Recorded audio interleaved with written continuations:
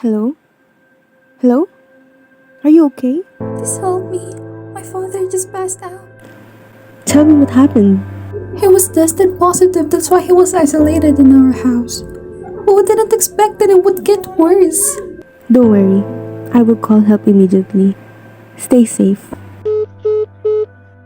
It's almost 2 years since COVID-19 started.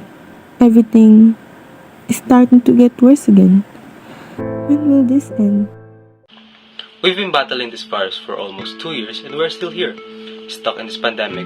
The severe impact of COVID-19 pandemic in everyone's lives, especially Filipinos, is very apparent.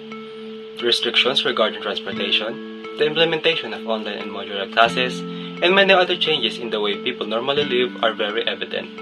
And even more national issues are highlighted as the government tries to solve such problems. We already know by now that COVID-19 is first identified in Wuhan, China in 2019, which eventually spread globally to become the fifth documented pandemic since the 1918 flu pandemic.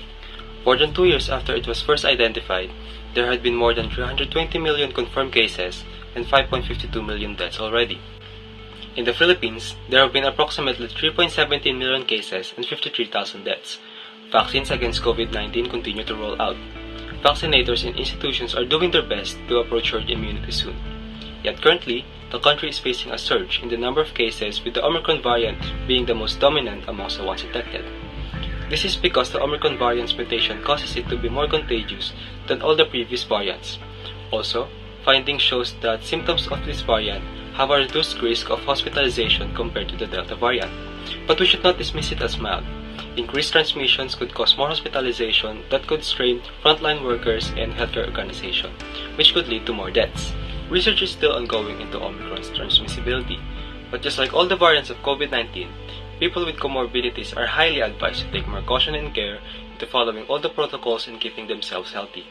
Them, along with children and pregnant people, usually have low immune systems, which causes them to recover much slower than they could when they are fully healthy. The best way to prevent the spread of COVID-19 is through discipline of reducing physical interaction that could risk exposure to the virus. To protect yourselves, follow the health protocols. Wear face masks properly, avoid crowded places, keep physical distance, and sanitize or disinfect your environment and hands by washing it using antibacterial soap and water. The vaccines against COVID-19 work and are necessary for your protection. Ensure yourself and your family to take it if you haven't yet. If you experience any symptoms, stay at home, isolate, and monitor your condition. Take the test, especially if you know that you have interacted with someone who tested positive. Virtually contact the barangay for consultancy and advice. They are knowledgeable on how to take care of you in the situation. For more information, you can check the personal website of the World Health Organization. It is very important to stay informed during these times, so let us all be united and know more about COVID, with the hope of a COVID-free country.